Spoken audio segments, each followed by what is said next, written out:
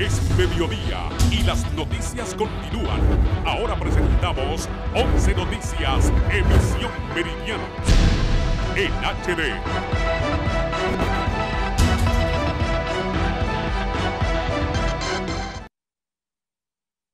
Vea esta tarde en 11 Noticias, emisión mediodía, mañana sangrienta.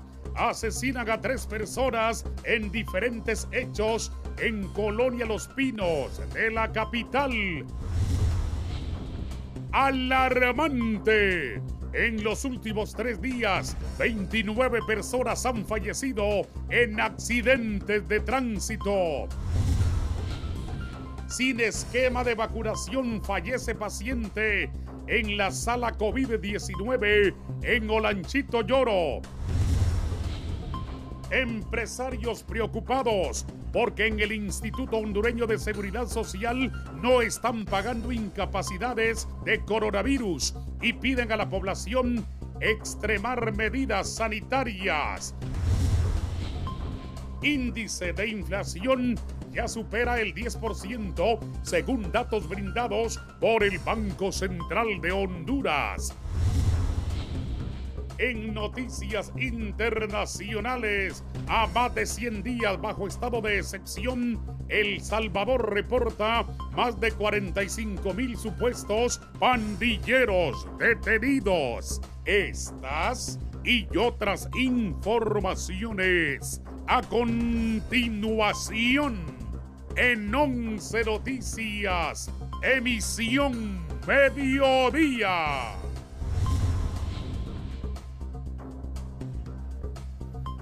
Muy buenas tardes, bienvenidos a 11 Noticias, emisión meridiano. Les saluda Darío Bonilla. Un gusto pues estar de vuelta informándoles a través de la pantalla de Canal 11 y por supuesto las frecuencias de Radio Visión Honduras. Hoy, como de costumbre, esperamos dejarles muy bien actualizados. Para iniciar con la información me acompaña Valeria Rojas. Buenas tardes.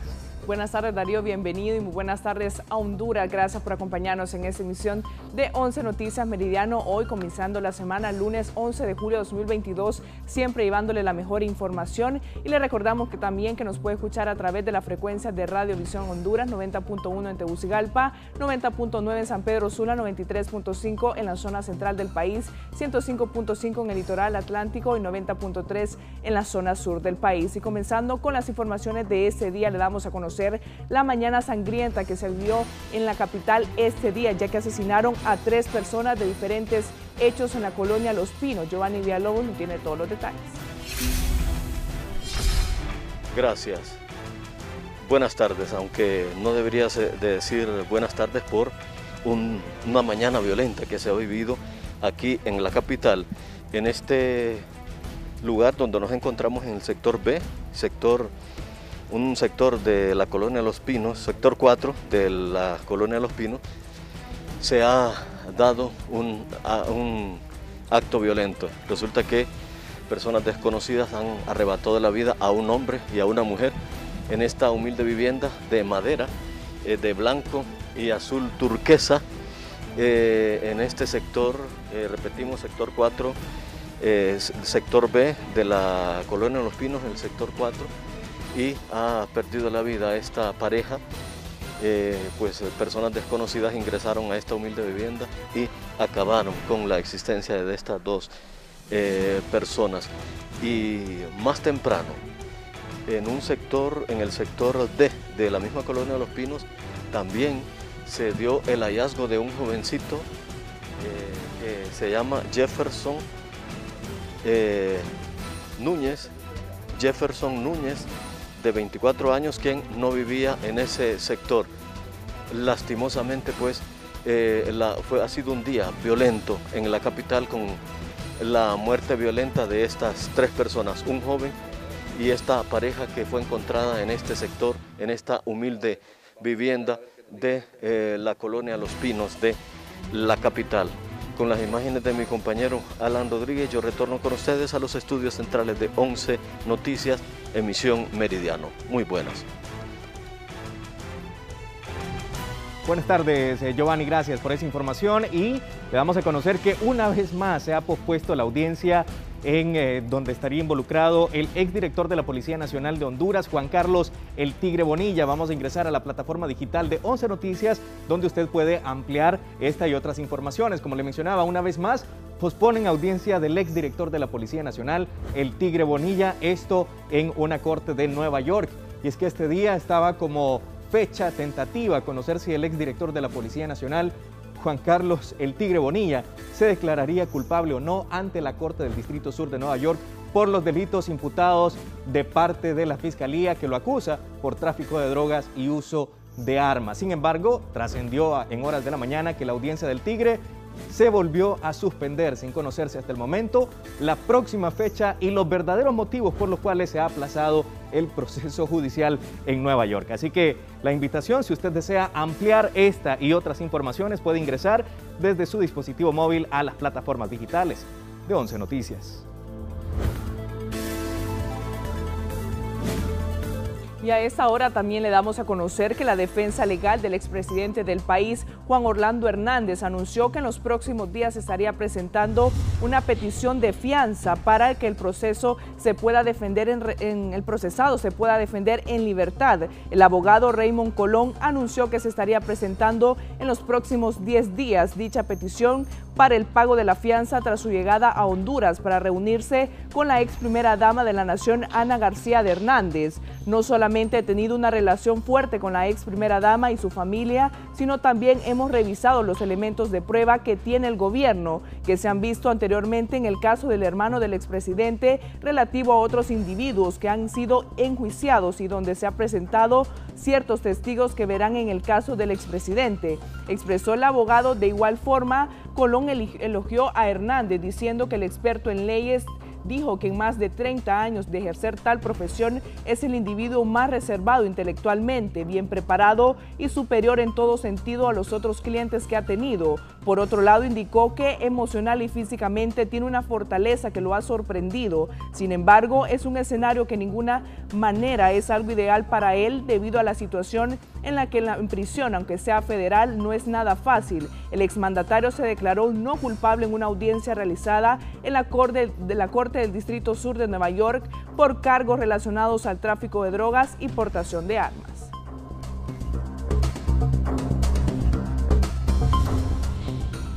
Bien, y cambiando de tema, ante el posible hecho de que diputados quieran amedrentar a posibles miembros de la nueva Corte Suprema de Justicia, pues el presidente del Colegio de Abogados ha reaccionado ante el tema. Es Fernando Arteaga quien nos tiene los detalles. Gracias, compañeros. El abogado Rafael Canales, presidente del Colegio de Abogados de Honduras. Abogado, hay preocupación por el tema de la elección de los magistrados de la Corte Suprema de Justicia. Usted ha manifestado en las últimas horas una denuncia. ¿De qué trata, abogado? No, realmente aquí lo que se trata más bien es que sea un proceso propositivo y de confianza, pero aquí hay sectores y algunos diputados o diputadas del Congreso Nacional que quiero aclarar que no es ningún diputado del Partido Liberal ni tampoco es ningún diputado del Partido Libertad y Refundación, sino que se trata de algunos diputados que por mi afiliación, que ya saben que yo soy miembro del Partido Liberal, aunque nunca he ostentado ningún cargo de elección, que vamos a favorecer de alguna manera al presidente del Central Ejecutivo y que si sucede que si uno se nomina a este propósito, van a hacer las denuncias respectivas. Aquí más bien están creando un clima de desconfianza y ninguna organización va a querer presentar, así como pasó con el CONADE, que también la querían cuestionar, va a querer participar para contribuir por Honduras a la reconstrucción de un nuevo poder judicial. Nosotros estamos de acuerdo de todos los cambios, pero no puede tener este mensaje de intimidación a ningún miembro de la Junta Nominadora que sin todavía nosotros no estamos todavía ni propuestos porque es en asamblea, así como puede ser yo, puede ser cualquier otra persona, y yo creo que esto se debe manejar de una mejor manera. Sí, hay preocupación por el tema de los miembros de la Junta Nominadora, suplentes y propietarios, ¿verdad? Sí, es correcto, porque si no está, aquí parece que tenemos que estar al gusto de los diputados, los miembros de la Junta, y la Junta Nominadora es una organización ad hoc a honoren, pero que tiene autonomía e independencia. Entonces nosotros no podemos estar al ritmo de lo que le guste a uno o a otro diputado, ni nosotros tampoco hemos cuestionado las atribuciones que tienen ellos como parlamentarios. Sí, ahora se espera un proceso transparente. Yo soy propositivo, de hecho el ambiente debería ser de motivar a muchísimos abogados y notarios, que los hay de todos los partidos políticos, para que participe a contribuir por la reconstrucción del verdadero Estado de Derecho y la seguridad jurídica del país. El abogado Rafael Canales hablando con nosotros en 11 Noticias. Gracias, Fernando, por esta información, y siempre en relación a este tema como una verdadera caballada. Califican profesionales del derecho con la pretensión del Congreso Nacional que el último filtro para escoger magistrados de la Corte Suprema de Justicia sea la Organización de las Naciones Unidas. Guillermo Paz Manuele nos tiene todos los detalles. Muy bien, muchas gracias, compañeros. En los estudios de Canal 11 efectivamente me acompaña el abogado Lionel Núñez, abogado experto en derecho, desde luego, para consultarle a él esto que define el anteproyecto para el proceso de escogencia de los nuevos magistrados de la Corte Suprema de Justicia. Abogado, define que el último filtro, según este anteproyecto, va a ser la Organización de las Naciones Unidas. Ellos verán quiénes son los 15 mejores y de ahí enviarlo al Congreso Nacional. Realmente lo que han propuesto ahí, sinceramente, y disculpa la palabra, es una caballada. En vista que la Constitución de la República, en su artículo 309 a 313, establece los requisitos y quiénes son los que integran la Junta Nominadora. Además, especifica claramente que es la Junta Nominadora quien va a mandar un listado de 45 abogados para que en el próximo mes de enero de 2023 sean electos estos magistrados. El hecho de filtrar, eso ya está contemplado, en el sentido de que cualquier persona que sienta que un profesional del derecho que ha sido seleccionado pueda perfectamente denunciarlo, de manera que no cumpla aquellos requisitos de idoneidad que debe contar cada persona. Pero mandarle esto a una institución que no tiene nada que ver con el país, prácticamente es dejar a un lado el Estado de Derecho, y es una intervención total de parte de una institución que ni siquiera es un país. Es indelegable la función que tiene el Congreso Nacional en este particular y en otro, desde luego. Claro que sí, tanto el Congreso Nacional tiene funciones indelegables como la Corte Suprema de Justicia, como el Poder Ejecutivo, como el Ministerio Público, como la Procuraduría. Hay cuestiones que son indelegables y la elección de los magistrados es indelegable. Y la Junta Nominadora, que es un mandato constitucional, tiene la delegación de mandar un listado de 45. Si no lo hace, entonces el Congreso estará obligado a elegir de entre los abogados que se autopropusieron a los 15 próximos magistrados de la Corte Suprema de Justicia. ¿Será que el ánimo de esta propuesta, abogado, será darle plena transparencia al mecanismo de elección? Mire, la transparencia está desde el momento en que los nombres de los abogados van a circular. Desde ahí se va a saber la calidad de Corte Suprema que se va a tener. Ya los requisitos establecen la experiencia mínima de 10 años para un profesional, o que tenga 5 años siendo titular dentro de lo que es el Poder Judicial. Por lo tanto, la transparencia ahí está. Y reitero, lo que se va a hacer es regular lo que ya por mandato constitucional establece cuál es el procedimiento. Muy bien, muchas gracias. Declaraciones del abogado Lionel Núñez, analista social también de nuestro país y experto en derecho. Con estos detalles vamos a los estudios. Con ustedes, compañeros, adelante. Buenas tardes. Buenas tardes para usted, Guillermo. Sobre este mismo tema, la embajadora de los Estados Unidos acreditada en Honduras, referente a la elección de los nuevos magistrados de la Corte Suprema de Justicia, ella espera que este proceso de elección sea transparente. Buenas tardes. De inmediato escuchemos a Laura Dogu, embajadora de los Estados Unidos acreditada en el país, sobre esta semana crucial para la escogencia de los hombres y mujeres que integrarán la Junta Nominadora para la escogencia de los 15 magistrados de la Corte Suprema de Justicia. Escuchemos. Sí, no, esta semana es muy crucial para la Junta Nominadora y es importante que haya un sistema aquí muy transparente, que todos los ciudadanos de Honduras puedan aceptar este sistema para construir un Corte Suprema excelente para el futuro de Honduras. Pues eso es para Honduras para decidir esto, pero es crucial construir un sistema transparente aceptado por los ciudadanos, porque sin Estado de Derecho no hay crecimiento económico en el país y es crucial que el Corte tiene transparencia en ese sentido. Con este informe vamos a retornar con ustedes. Buenas tardes. Gracias, Kelly, por esta información, y ahora vamos a hacer un contacto en vivo con Gisela Cali, que nos da a conocer sobre esta situación preocupante que se vive en el país, ya que en los últimos 3 días 29 personas han fallecido por accidentes de tránsito. Adelante, Gisela, con los detalles. Así es, buenas tardes, Valeria, y a los televidentes de 11 Noticias. Ante esta alta incidencia de muertes por accidentes de tránsito, hay preocupación en las autoridades de la Comisión Nacional de Seguridad Vial. A continuación, las declaraciones del comisionado Roger Maradiaga, quien es el titular de esta institución. Tenemos el accidente múltiple, ¿verdad?, de muertes por accidente de tránsito que fue en La Campana, en Puerto Cortés. 6 personas dentro de este vehículo. ¿Cómo es posible? Se les encontraron cervezas al interior. El conductor, ¿verdad?, en estado de ebriedad. 6 personas perdieron la vida.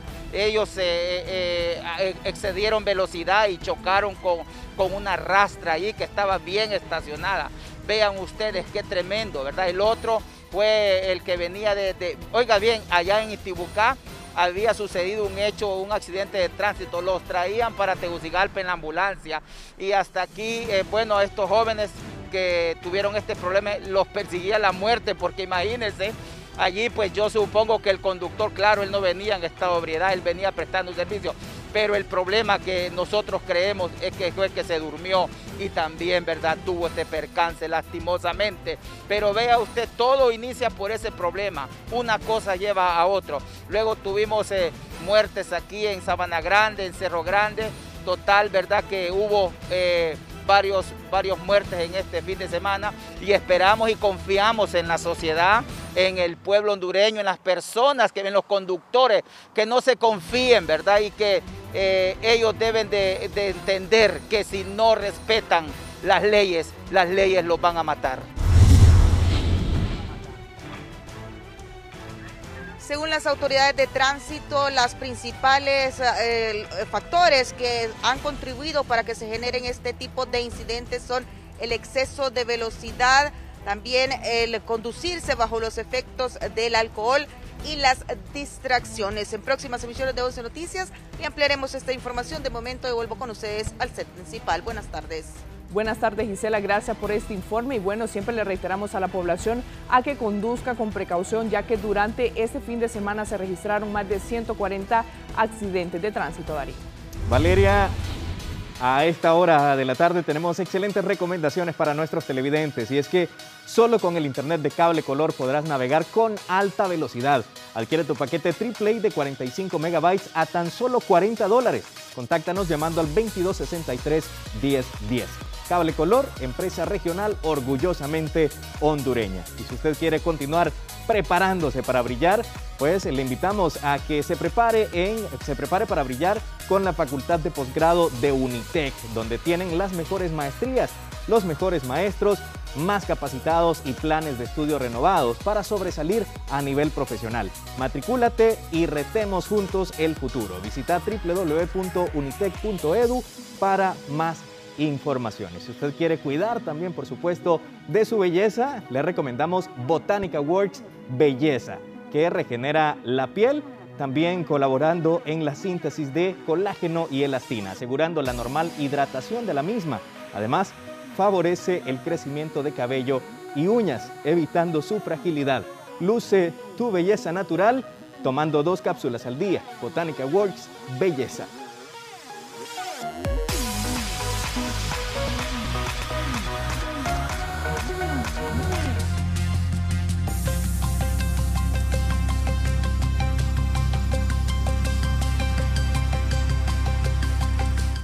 A más de 100 días bajo estado de excepción, El Salvador reporta más de 45,000 supuestos pandilleros detenidos. La información fue difundida por el gobierno del país centroamericano, donde los cuerpos de seguridad siguen aumentando la cantidad de presuntos delincuentes que han sido capturados durante el régimen de excepción que entró en vigencia desde el 27 de marzo, cuando el Congreso aprobó la suspensión de garantías constitucionales a petición del presidente Nayib Bukele. La estrategia de seguridad implementada en El Salvador Salvador ha sido extendida durante más de 3 meses, luego de una ola de violencia y asesinatos. En un comunicado, el ministro de Seguridad del país indicó que además de las detenciones realizadas, se han incautado 1.038 armas, 1.235 vehículos y más de 1.5 millones de dólares en efectivo. Por otra parte, organizaciones humanitarias salvadoreñas registran más de 3.000 denuncias de atropellos por detenciones arbitrarias e incluso casos de tortura. Y según la Comisión Interamericana de Derechos Humanos, entre los detenidos al menos 50 personas han fallecido bajo custodia estatal, mientras el mandatario salvadoreño ha señalado que está cerca de ganar la guerra contra las pandillas. Este es un informe para 11 Noticias.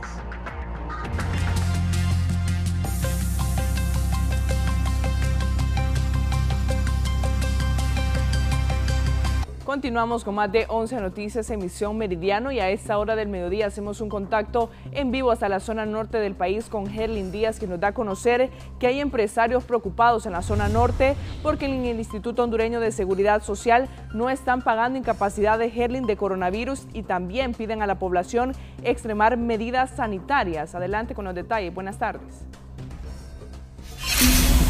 Buenas tardes, Valeria Rojas, muchas gracias. Efectivamente, los empresarios están preocupados porque en el Instituto Hondureño del Seguro Social no están pagando incapacidad a trabajadores que estén infectados de coronavirus. Además, les están dando solamente 3 días, esto por no pagarles siempre la misma incapacidad, pero estos trabajadores no cumplen con el aislamiento que se necesita mientras se disipa el virus en el cuerpo. A continuación, vamos a escuchar las reacciones.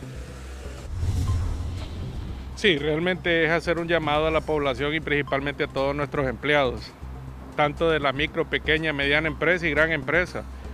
Debemos seguir cuidándonos del COVID, debemos de seguir con las medidas de bioseguridad, el distanciamiento, el lavado de manos y sobre todo el uso de mascarilla. Esto no ha pasado y ahí están los números.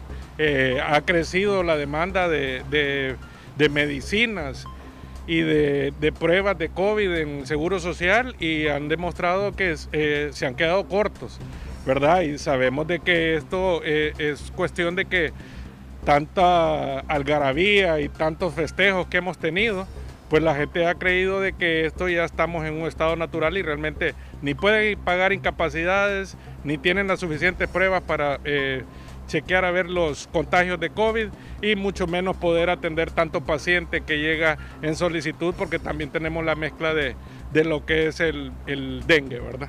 ¿Esto genera inconformidad en el sector empresarial? No, inconformidad y aparte pérdida de empleos, pérdida de muchos colaboradores y empleados dejando de asistir a trabajo y requiere pues reemplazar con otros. Y esto lo que indica de que se van a perder empleos si no se tiene la suficiente madurez y los respectivos distanciamientos y manejo de control de lo que es los contagios del COVID.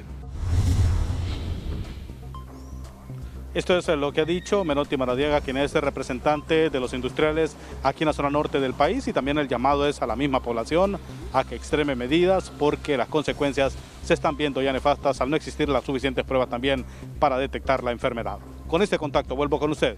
Buenas tardes.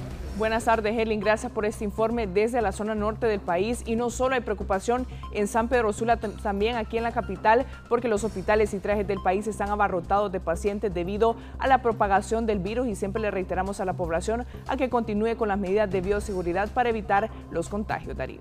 Importante, Valeria, no solamente seguir las medidas de bioseguridad, sino que también vacunarse contra el COVID-19. Vea usted la importancia, porque pues se ha reportado que una persona sin el esquema de vacunación ha fallecido a causa del COVID-19, esto en la ciudad de Olanchito, Yoro. Es nuestro compañero Mario Cano quien nos tiene la información. Buenas tardes, compañeros en 11 Noticias. Me encuentro con la doctora Daniela Hurst-Spear. Ella es la subdirectora del Hospital Aníbal Murillo Escobar. Se confirma la muerte de un paciente por COVID-19 en las últimas horas en el hospital de esta ciudad. Doctora. Así es, Mario. En las últimas horas tuvimos el fallecimiento de un paciente de 92 años por COVID-19 confirmado con antígeno, y el cual no contaba con ninguna de las vacunas COVID-19. Sí. ¿Cuántos pacientes hay en la sala COVID? En estos momentos no tenemos ninguno, gracias a Dios, pero la semana pasada llegamos a tener 4 pacientes ingresados. ¿Esta persona cuándo ingresó, cuántos días estuvo en la sala COVID? Estuvo ingresado el fin de semana, ¿verdad? Estuvo aproximadamente 2 días y lastimosamente pues hace unas horas fue el deceso del mismo. Sí. ¿Qué llamaba a la población para que se cuiden? Que se vacunen, vacunémonos, sabemos que la vacuna no nos va a curar el COVID, ¿verdad? No es que no nos va a dar COVID-19, pero sí vamos a prevenir de que estemos hospitalizados, que lleguemos a tener síntomas graves por COVID-19. Muchas gracias, doctora Daniela Hurst-Spear. Ella es la subdirectora del Hospital Aníbal Murillo Escobar, con la confirmación de esta persona de 92 años de edad que murió a causa del COVID-19 y que no tenía ninguna dosis de la vacuna. Jesús Molina, en cámara, compañeros en 11 Noticias. Regreso con ustedes. Buenas tardes. Buenas tardes, Mario. Gracias por este informe. Y en la zona sur, la región de salud reporta 207 nuevos casos de COVID-19. Cristina Costa nos tiene todos los detalles. Muchas gracias, compañeros, en los estudios principales de 11 Noticias, desde la región sanitaria departamental en compañía del doctor Douglas Avelar, referente a los casos COVID-19 que van en incremento, y es que la semana anterior se habían reportado 95 casos y para este día se reportan alrededor de 207 casos, es decir, que el incremento es bastante alto. Doctor, coméntenos cómo están las incidencias. Sí, ese es un reporte que vamos hacia de manera exponencial, pasamos de 29 a 95 y esta última semana que finalizó el fin de semana estamos reportando 200 casos de COVID-19. De estos son 7 municipios con reporte de casos de COVID, pero el municipio de Choluteca de mayor tal incidencia, de los 207, 191 casos son de este municipio, de barrios, colonias residenciales y el área rural. Hay casos reportados de este municipio, entonces no hay de manera específica del lugar o un sector. Pero sí también hay que hacer énfasis en los municipios de Apacilagua, que tenemos reporte, tenemos de Concepción de María, Corpus, Triunfo, Marcovia, Namasihue y Santana y Guare, que reportan en promedio de 1 a 4 casos esta última semana. Ya contabilizamos 1.666 casos. Otro dato importante, veníamos procesando muestras aproximadamente en 500 y 600 muestras de COVID y haciendo hisopado. Esta semana anterior reportamos 1.024 muestras, de estas salieron 207, una positividad de un 20% cuando normalmente teníamos menos hasta de 10% de positividad. Y una situación que con estos 207 estamos, como decir, reportando 207 lo acumulado en unas 14 semanas que veníamos reportando menos de 10 casos. Y es una situación preocupante. Muchas gracias por la información. Con esto retornamos a los estudios principales de 11 Noticias, donde el incremento es bastante alto ya en casos de COVID-19 actualmente. Retornamos desde Choluteca para 11 Noticias. Cristina Costa.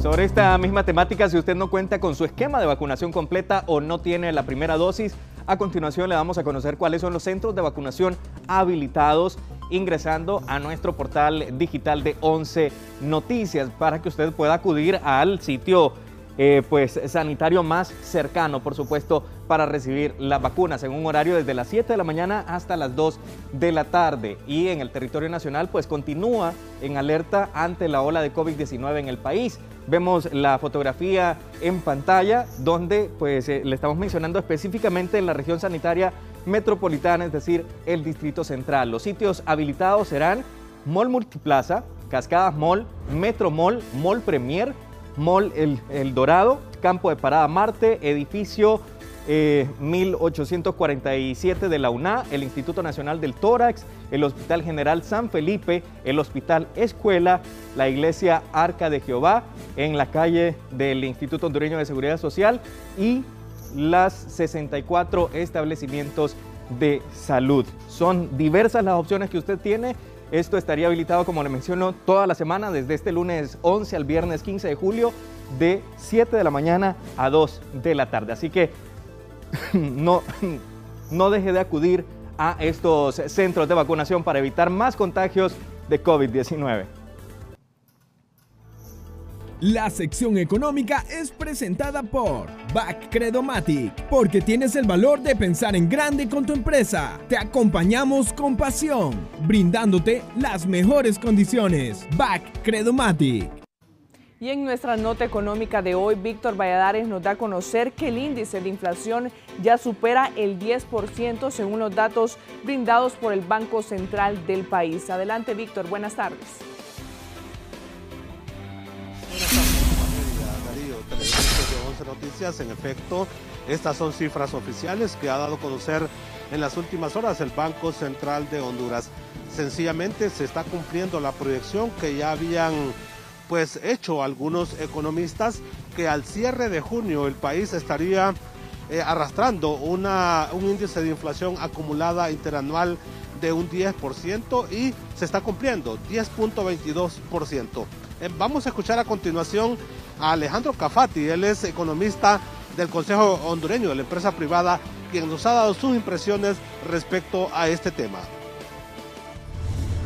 Bueno, nosotros hemos sostenido desde febrero que Honduras está entrando a un proceso inflacionario. Nosotros mencionábamos que no tomar medidas para julio o para finales de agosto nosotros ya tendríamos una inflación de doble dígito. Lastimosamente esta realidad llegó. No es necesario que se puedan tomar medidas antiinflacionarias necesarias, principalmente para estabilizar los precios de la economía y a la par poder reactivar el sector económico, principalmente con esta aprobación de los $1.000 millones de dólares que garantizarían un alivio al gobierno, poder reinvertirlo en inversión de capital o inversión productiva, que es lo que necesita el país para poderse levantar de esta potencial crisis económica. Principalmente el tema del poder adquisitivo, ¿no? La población más vulnerable, principalmente aquella que se encuentra en pobreza y pobreza extrema, tiene que pagar más para adquirir la misma cantidad de recursos. De aquí es donde la inflación se vuelve una carga desigual.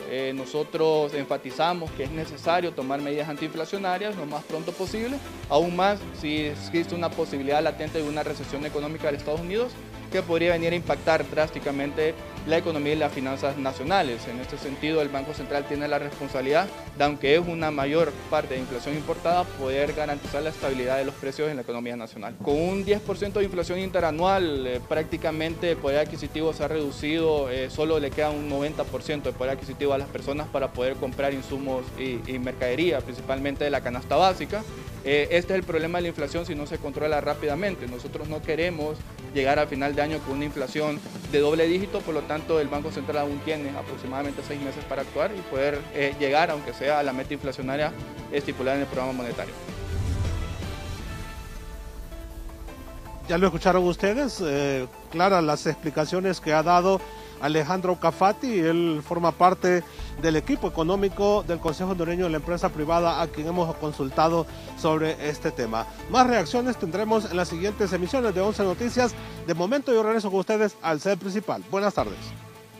Buenas tardes, Víctor. Gracias por este informe y esa fue nuestra nota económica de hoy.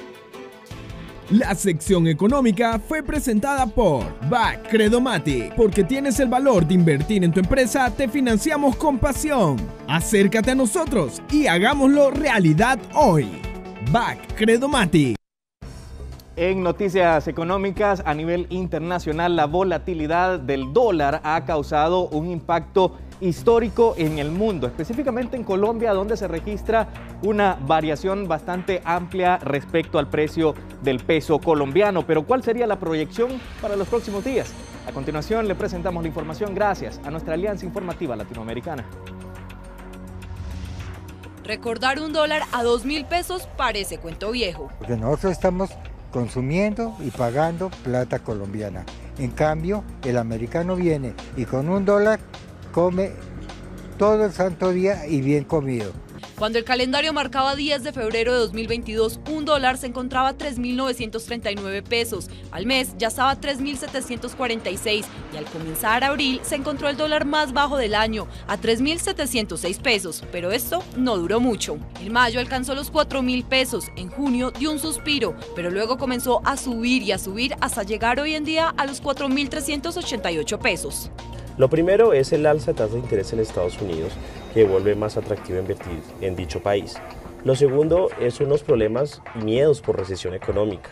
Adicionalmente, en Latinoamérica y últimamente en Colombia hay bastante riesgo político. Pero no es solo en Colombia, superando al euro, la divisa está marcando historia alrededor del mundo. Esto no obedece a un fenómeno exclusivamente local, sino que la divisa norteamericana ha ganado terreno frente a sus pares más importantes en el planeta. Es así como hemos alcanzado precios máximos en la historia del país. Esta semana, cada vez que pasaban los días, era lo mismo. En cuestión de horas, el dólar llegaba a precios históricos. El dólar esta semana podría corregir algo luego de un fortalecimiento de casi 200 pesos la semana anterior, pero será muy relevante la publicación de la inflación en Estados Unidos. Algunos expertos hablan de un techo de 5.000 pesos, pero otros más optimistas dicen que la tendencia al alza tendrá su fin en agosto.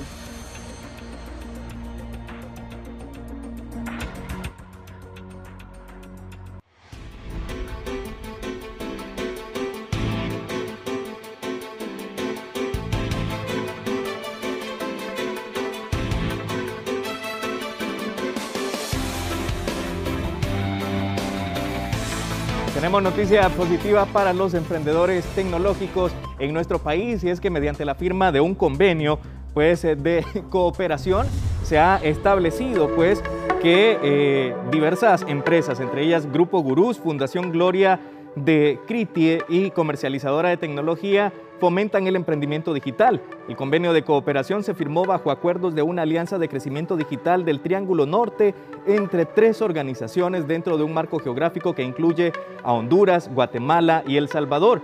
Grupo Gurús, Fundación Gloria de Critie y comercializadora de tecnología anunciaron la firma de un convenio de cooperación que nace con el objetivo de desarrollar iniciativas de investigación e implementación de proyectos que promueven el proceso social y económico del Triángulo Norte a través del fomento de los campos de la tecnología y la innovación digital. Según un estudio de datos y hechos sobre la transformación digital presentado por la Comisión Económica para América Latina y el Caribe, CEPAL, en la 7ª Conferencia Ministerial sobre la Sociedad de Información de América Latina y el Caribe, la pandemia demostró el rol crítico que cumplen las tecnologías digitales en los diversos ámbitos de la vida. Esta información va a estar colgada, por supuesto, también en el portal digital de 11 Noticias para que usted pueda ampliarla y conocer a fondo de qué se trata.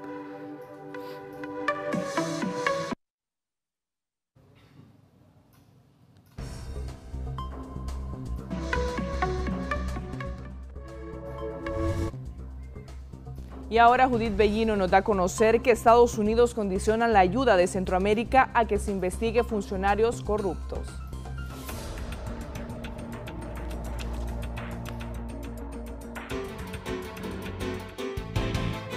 La Cámara de Representantes aprobó un presupuesto que restringe el 60% de los fondos para el próximo año a que El Salvador, Guatemala y Honduras demuestren que combaten el delito de la función pública y la impunidad. A juzgar por las condiciones que impone el desembolso de las ayudas económicas a Centroamérica presupuestadas en el plan de gastos para el año fiscal 2023, parece claro que Washington no confía en que los gobiernos del llamado Triángulo Norte utilicen de forma adecuada ese dinero sin un poco de presión.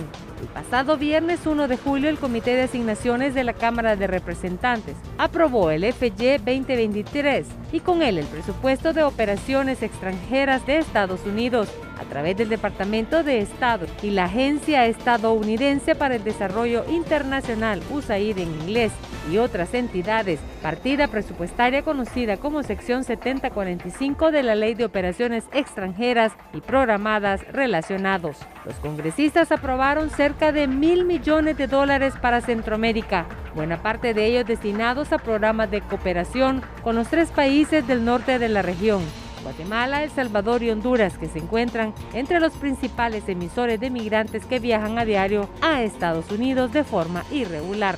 Pero buena parte de esos fondos distribuidos en los presupuestos de varias oficinas del gobierno estadounidense no serán desembolsados a menos que estos países puedan demostrar avances en temas como el combate a la corrupción, la transparencia, la protección a la sociedad civil, la reducción de violencia contra mujeres y niñas, mejoras en los derechos reproductivos de las mujeres, reducción de la pobreza, el combate a la migración irregular y al tráfico de personas y además mejoras en la situación fiscal de los países. Por ahora, Estados Unidos mantiene congelada la ayuda militar a los 3 países del Triángulo Norte. El FY 2023 reiteró la disposición por 4º año consecutivo en los casos de Guatemala y Honduras y por 3ª ocasión para El Salvador. Este fue un informe para 11 Noticias.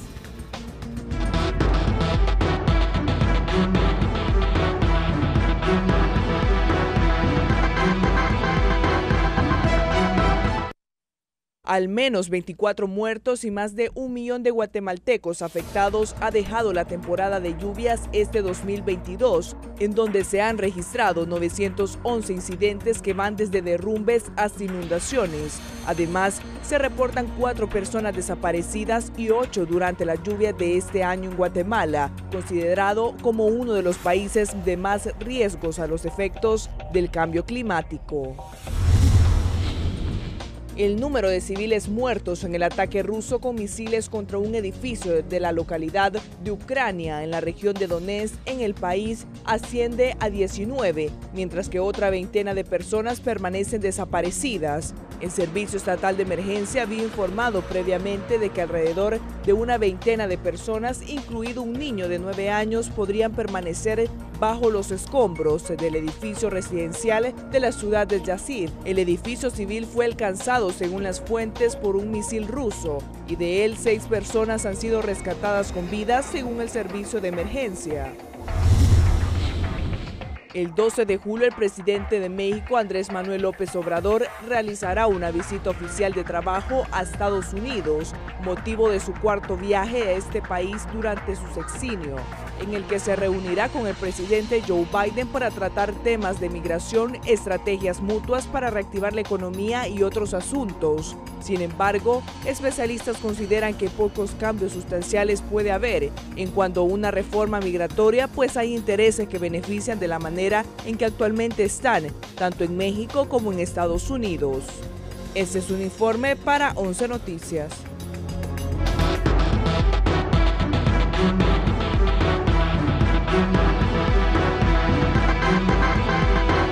Continuamos con más de 11 Noticias y en temas internacionales le damos a conocer, gracias a La Voz de América, sobre la ola de calor que se ha registrado en el centro y sur de los Estados Unidos.